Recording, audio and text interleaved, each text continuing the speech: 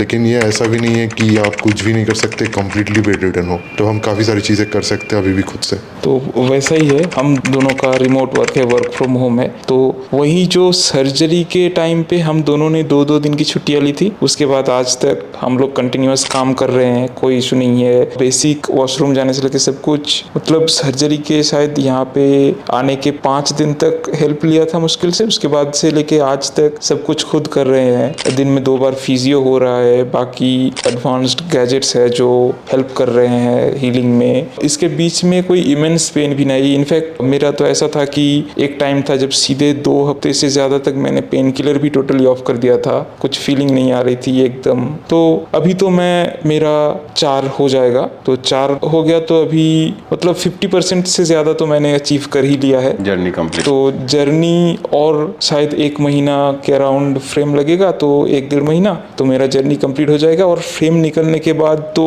50-60% जो फिर भी डिस्कम्फर्ट है वो भी गायब हो जाएगा। उसके बाद से तो मतलब एकदम गुड डेज एकदम स्टार्ट हो जाएंगे। अच्छा, बेस्ड अपॉन योर रिसर्च उन लोगों को कुछ सजेशन देना चाहोगे जो सर्जरी कराना चाहते हैं? मीन्स सर्जरी से पहले कितनी प्रिपरेशन करें कि सर्जरी के टाइम पे ऐसा ना सोचना पड़े कि बहुत लोग आते हैं, मतलब रिसर्च करके आते हैं, फिर भी एक दिन पहले या फिर सर्जरी वाले दिन बहुत ज़्यादा डरे हुए होते हैं, बहुत एंग्जाइटी होती है, या फिर सोचते हैं यार अब नहीं कराते। ये माइंड में ये थॉट आता है काफ़ी लोगों के। तो मेंटली और फिजिकली मतलब कैसे प्रिपेयर किया आप दोनों ने? तो कुछ सजेशन इस बारे में अपना एक्सपीरियंस के बेस पे बताना चाहोगे?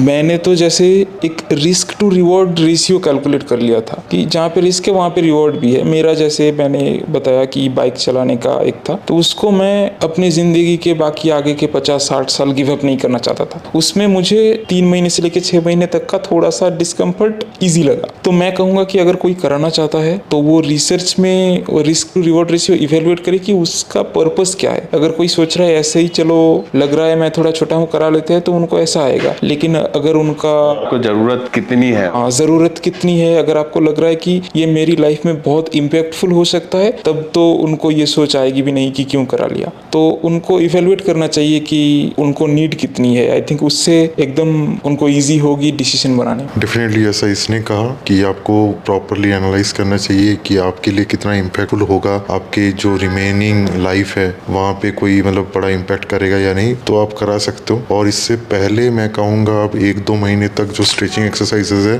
वो ज़्यादा से ज़्यादा फॉलो करो। वो अगर आप करते हो तो फिर आपके जो मसल्स वगैरह हैं वो ज़्यादा फ्लेक्सिबल होंगे और लेंथनिंग के टाइम पे, फिजियो के टाइम पे आपको इतनी ज़्यादा प्रॉब्लम नहीं होगी। जैसे कि मेरा इतना फ्लेक्सिबल नहीं था, मैंने लास्ट 15 डेज तक ही मतलब ठीक ठाक एक्सरसाइजेस किए थे। सो मेरा थोड़ा इनिशियली जो है मसल में स्ट्रेन आ रहा था, लेकिन यहाँ पे आने के बाद भी मैंने स्ट्रेचिंग एक्सरसाइजेस वगैरह थोड़े बहुत किए अपने से, हैमस्ट्रिंग स्ट्रेचेस वगैरह, तो उससे थोड़ा बहुत फ़ायदा मिला और अभी सही चल रहा है। सो या मेरे साइड से तो यही टिप्स रहेगा कि आप स्ट्रेचिंग एक्सरसाइज जितना ज़्यादा हो सके करो सर्जरी के 1-2 मंथ पहले, एंड खुद से पूरा रिसर्च करो एंड इवैल्यूएट करो कि आपके लिए कितना ज़रूरी है। मैं यही कहूँगा जो कराना चाहते हैं, जो नए पेशेंट बनेंगे, कि एक साथ मतलब इन्फॉर्मेशन ओवरलोड मत कर लेना मल्टीपल सोर्सेज से कि सब कुछ हो गया, या फिर ओवर करके डिसीजन मत लो। अपना टाइम लो। अगर आपकी उम्र 20 साल है तो आप 21 में भी करा सकते हो, तो थोड़ा टाइम लेके रिसर्च करो इस बात का पहले कि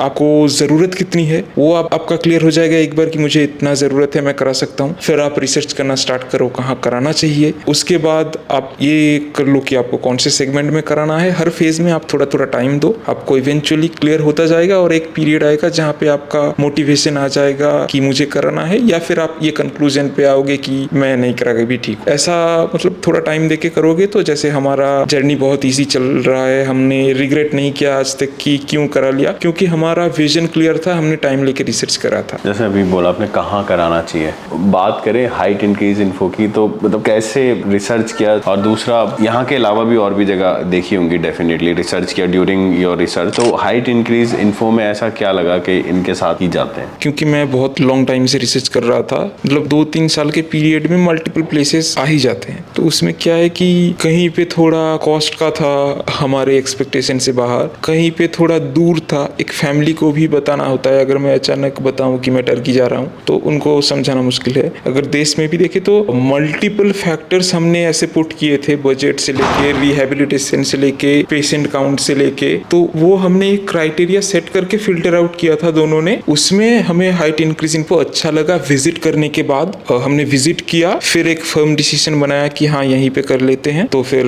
हमने यहाँ का डिसाइड किया। तो मैं बोलूंगा कि अगर कोई हाइट इंक्रीज इन्फो में पेशेंट आना चाहता है कि आप विजिट कर लो, एक बार क्या 2 बार आके आप विजिट कर लो, बात कर लो, पेशेंट से मिलो, एक्सरेज देखो, सब आपको अवेलेबल कराएंगे। फिर आप डिसीजन बनाओ टाइम लेके, कहीं और भी विजिट करो तो आई थिंक ईजी रहेगा। मतलब यहाँ क्या अच्छा लगा, ऐसा क्या लगा कि इनके साथ जाना चाहिए, दोनों के लिए? आप यहाँ पे जब हम पहली बार आए थे तो सर से मिले, पेशेंट्स से मिले, देखा सबका अच्छा चल रहा है और ओवरऑल एक क्लीन फैसिलिटी थी, सब कुछ क्लीन लगा। रूम से लेके जिम्स हैं या फिजियोथेरेपी और बहुत सारे इक्विपमेंट्स भी है। तो ओवरऑल लगा कि सर्जरी तो हॉस्पिटल में हो जाएगी, उसके बाद जहाँ पे हमें 3, 4, 5 महीने रहना है वहाँ अगर ओवरऑल एक गुड एनवायरनमेंट बने रहेगा, लोग अच्छे से बाकी पेशेंट्स के साथ अच्छा मिलजुल के रहेंगे तो वो अच्छा रहेगा। तो वैसे ही हम लोग जब आए, बात करे और रूम्स वगैरह देखे तो हमें अच्छा लगा। उसमें हमने डिसाइड किया कि हाँ हाइट इंक्रीज इन्फो के साथ करते हैं। सेम ही थॉट था आपका भी या फिर कुछ डिस्कशन किया दोनों ने? नहीं, मेरा भी सिमिलर थॉट था। एक पहले जब मैं यहाँ पे अपॉइंटमेंट के लिए आया था, हम दोनों नहीं आया था, तो वहाँ से काफ़ी सारी चीज़ें क्लियर हुई कि क्या एक्सपेक्टेशन होनी चाहिए, रिकवरी कितने टाइम में होती है, क्या क्या कॉम्प्लिकेशंस हो सकती है और क्या क्या चीज़ें आपको ध्यान में रखने की ज़रूरत है। वो सारी चीज़ें क्लियर हो गई थी जब हमने हृदय सर और जो सर्जन थे हमारे उनसे बात किया। एंड देन हमने बाकी पेशेंट से भी मिले और ये ओवरऑल एनवायरनमेंट जैसा इसने कहा वो भी हमें सही लगा कि हाँ यहाँ पे नेक्स्ट 3-4 महीने या जितना भी टाइम हो वो हम रह पाएंगे और अपना रिकवरी पेस यहाँ पे हम लोग कंप्लीट कर सकते हैं। बस इसी तरीके से हमने डिसीजन ले लिया कि हाँ यहाँ पे कर सकते हैं, बिकॉज कॉस्ट वगैरह और सारी चीज़ें जो है वो हमारे मतलब जो रिक्वायरमेंट्स थे, एक्सपेक्टेशंस थे, वो सबसे मैच कर रही थी। जैसे कि अभी 1.5 महीना हो गया है आप दोनों के लिए, तो इन 1.5 मंथ में जो सोचा था वो एक्सपेक्टेड है?